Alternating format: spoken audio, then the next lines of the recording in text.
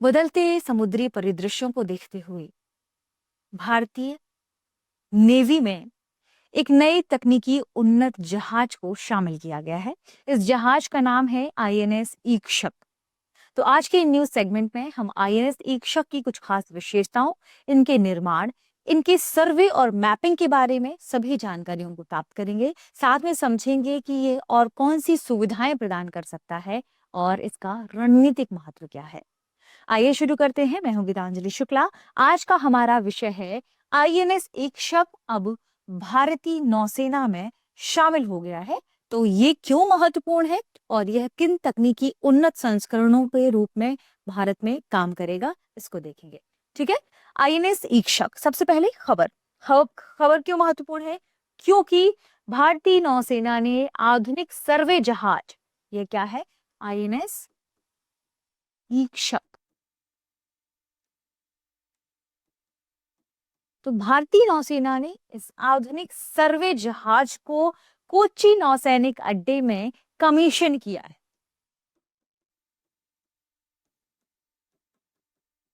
कोच्चि नौसैनिक अड्डे में कमीशन किया। किसने?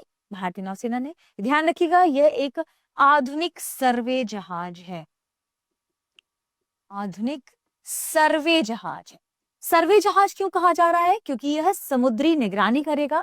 समुद्र के जितने भी किलोमीटर तक, हालांकि माना जा रहा है कि लगभग 10,000 किलोमीटर तक निगरानी करने में सक्षम होगा। इसमें कुछ उन्नत उपकरण लगाए गए हैं जिनके माध्यमों से यह मैपिंग भी करेगा। तो समुद्री मैपिंग के जरिए एक व्यवस्थित और सुरक्षित जो मार्ग है, यह उसकी चार्टिंग करके देगा। ठीक है। तो हाइड्रोग्राफिक जो डिपार्टमेंट है, यह उनके चार्ट बनाकर भेजता है।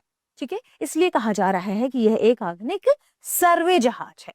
यह पोत दक्षिणी नौसैनिक कमान में तैनात होगा। ठीक है। तो ये कहां पर तैनात होगा? दक्षिणी नौसैनिक कमान, नौसैनिक कमान में तैनात होगा।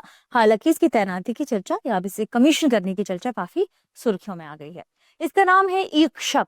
ईक्षक का जो संस्कृत में शब्द, इसका जो मतलब बताया जा रहा है वह है गाइड।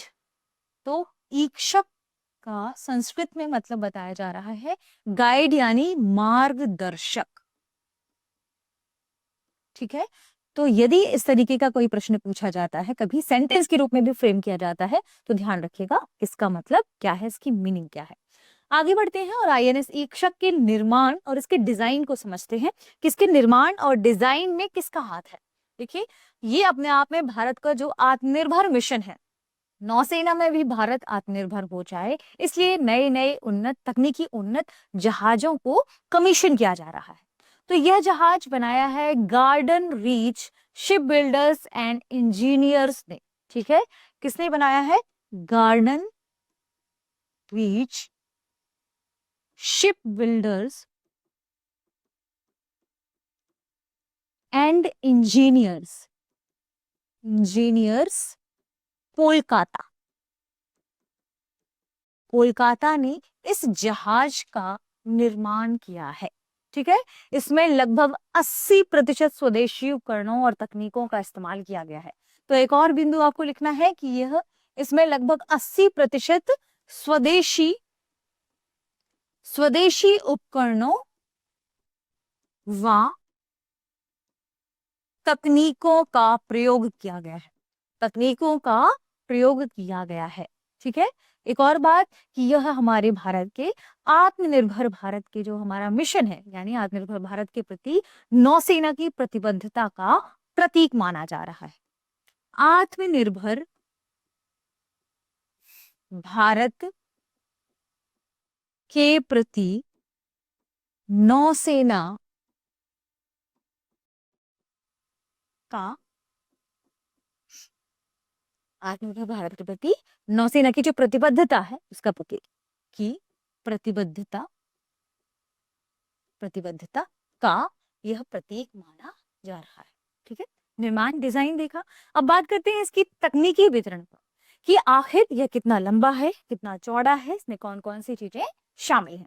लंबाई की बात करें तो लगभग 110 मीटर लंबा है। 110 मीटर लंबा है। ठीक है, चौड़ाई इंपॉर्टेंट है क्योंकि देखिए हर वेजल, ये तीसरा वेजल शामिल किया गया है तो अपने आप में इंपॉर्टेंट हो जाता है। इसकी चौड़ाई लगभग 16 मीटर है।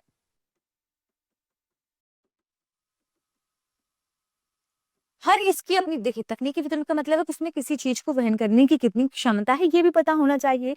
इसका वजन लगभग 3300 टन है। ठीक है, तो वजन कितना है, लगभग 3300 टन। इसकी क्या खास विशेषताएं हम इनके बारे में भी चर्चा करेंगे। गति कितनी है, 18 नॉट पर घंटा या प्रति घंटा, 18 नॉट प्रति आवर या प्रति घंटा। ठीक है, ये क्या हो गई, ये इसकी गति हो गई। एक और बात, गति के साथ साथ एक और इंपॉर्टेंट बात कि कितनी क्षमता है, कितने लोगों को यह अपने भीतर रख सकता है, क्योंकि ये एक सर्वे जहाज है तो यहाँ इन पे नौसैनिक भी होंगे, कुछ इसमें अधिकारी भी शामिल होंगे। तो लगभग 231 नौसैनिकों को और लगभग 20 अधिकारियों को यह इसमें अपने साथ लेकर जा सकता है। ठीक है, तो 231 नौसैनिक प्लस 20 अधिकारी, इनकी अपनी विशेषताएं इसमें शामिल है। ठीक है, इसमें एक बो थ्रस्टर और एक स्टर्न थ्रस्टर लगा है। ये क्या है, ये बहुत इंपॉर्टेंट है, इसे नोट कर लीजिएगा। एक है बो थ्रस्टर, थ्रस्टर व एक स्टर्न थ्रस्टर। क्या है, ये दरअसल जहाज जो आगे की ओर बढ़ती है फिर उसके बाद दिशा परिवर्तित करती है। यदि उसमें बो थ्रस्टर और स्टर्न थ्रस्टर लगा है तो दिशा, यह बिना आगे बढ़े, बिना आगे बढ़े, बिना आगे बढ़े दिशा परिवर्तन करने हेतु सहायक होते हैं। जहाज को बिना आगे बढ़ाए ये दिशा परिवर्तन करने में सक्षम हो जाते हैं अगर उसमें बो थ्रस्टर और स्टर्न थ्रस्टर लगा हो तो। ये हो गई उसकी कुछ खास विशेषताएं। अब बात कर लेते हैं इसकी सर्वे और मैपिंग क्षमता की। ठीक है, तो जब कोई जहाज या सर्वे जहाज मैपिंग करता है या सर्वे करता है तो उसके लिए उसके कुछ खास उपकरण लगाए जाते हैं। जैसे आईएनएस इक्षक में लगा है अत्याधुनिक मल्टी बीम इको साउंडर। ठीक है, अत्याधुनिक multi beam, multi beam echo sounder. और आपको पता है कि इसके इस्तेमाल से हम समुद्री गहराई आदि को मापने का प्रयास करते हैं। दूसरा इसमें है साइड स्कैन सोनार। ठीक है, तो दूसरी व्यवस्था क्या हो गई इसमें, साइड स्कैन। अब स्कैनर करने वाली बात आ गई, सोनार। और हम सभी जानते हैं कि सोनार का इस्तेमाल कहां पर, पानी पर देखने के लिए, मापने के लिए, वस्तु का पता लगाने के लिए किया जाता है। तीसरा इसमें सबसे महत्वपूर्ण है ऑटोनॉमस अंडर वाटर व्हीकल। तीसरा महत्वपूर्ण है उपकरण है ऑटोनॉमस अंडर वाटर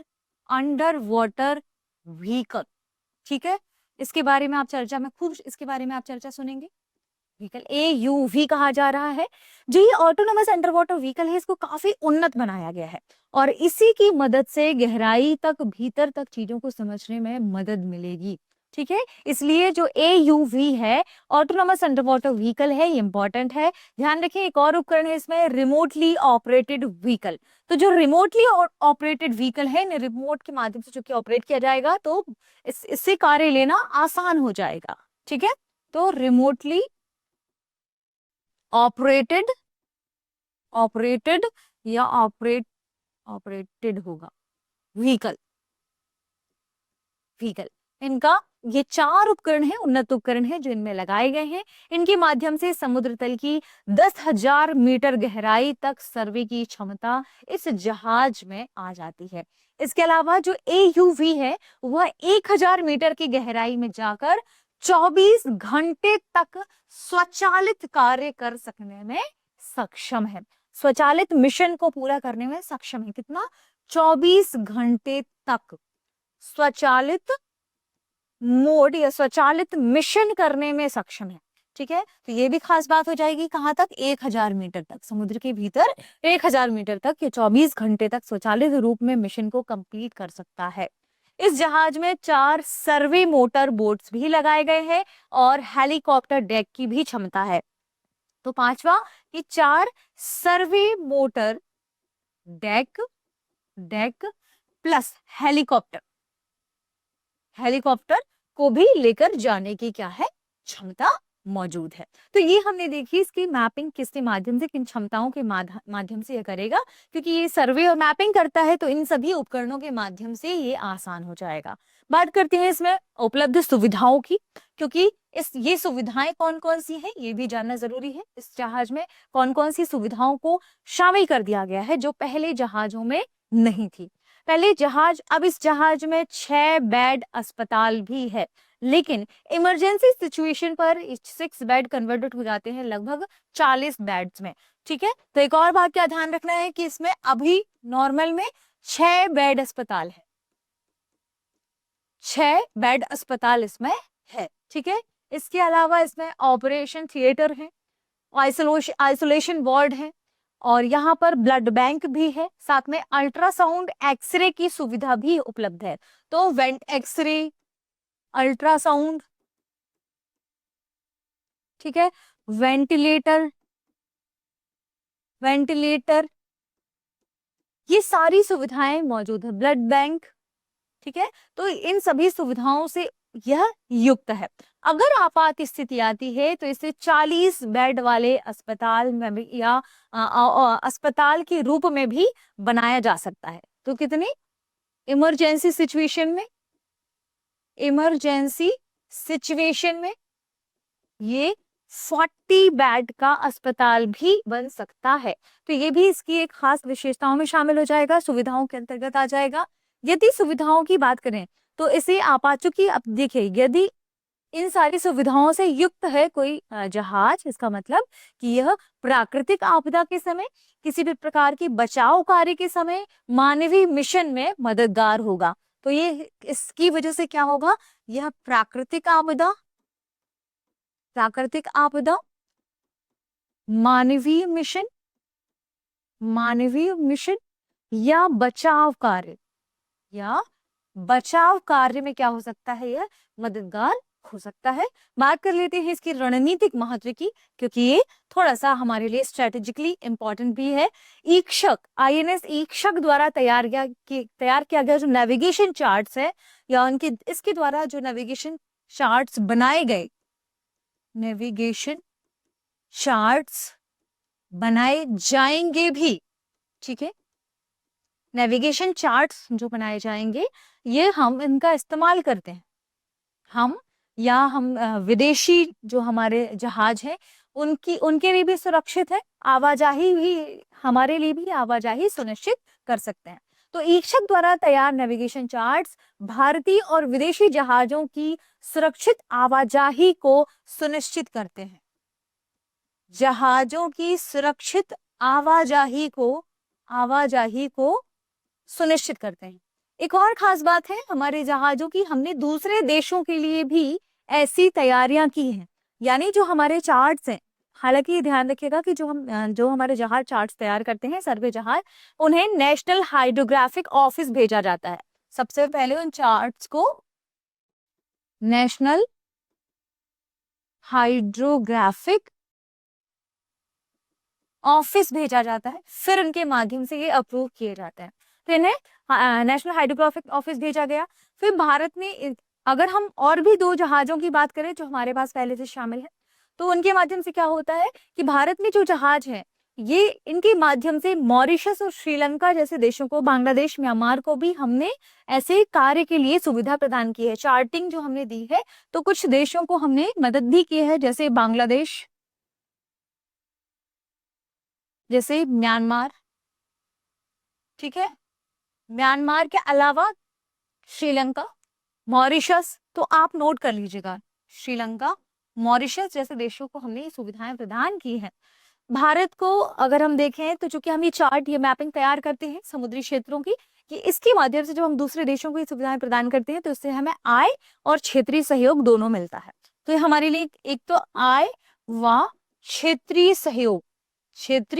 सहयोग का के लिए ये हमारे लिए क्या हो जाते हैं, महत्वपूर्ण हो जाते हैं। तो इसलिए रणनीतिक महत्व हमारे लिए इनका ज्यादा है। ठीक है, तो एक तो 3 चीजें इससे हमें मिलती हैं, तकनीकी क्षमता हमारे लिए और जो हमारा जो मानवीय कौशल है इससे इम्प्रूव होता है, और रणनीतिक मजबूती।